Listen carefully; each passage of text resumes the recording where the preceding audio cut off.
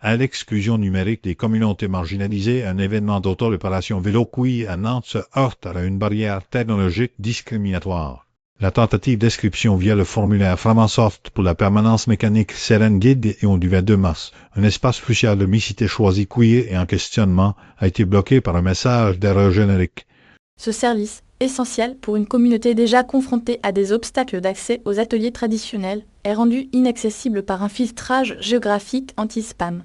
Cet incident révèle une fracture numérique où les outils d'émancipation collective sont neutralisés par des protocoles de sécurité aveugles, plaçant la charge de la preuve et de la résolution sur les utilisateurs marginalisés.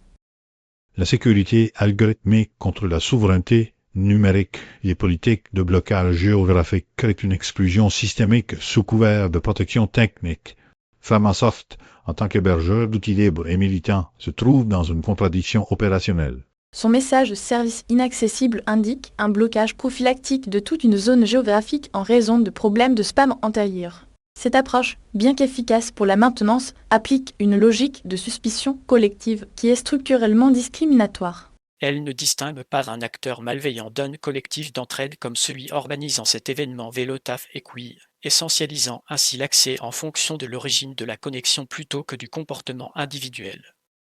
À l'intersection du handicap de l'accès et de l'identité d'échec de l'inscription sabote un espace sécurisé conçu pour pallier des exclusions multiples.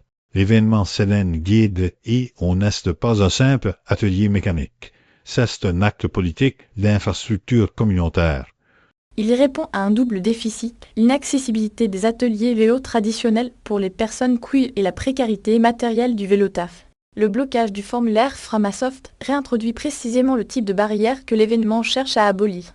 L'outil technologique, supposé faciliter l'organisation, devient un gatekeeper opaque, reproduisant une dynamique d'exclusion que la mixité choisie vise explicitement à contrer.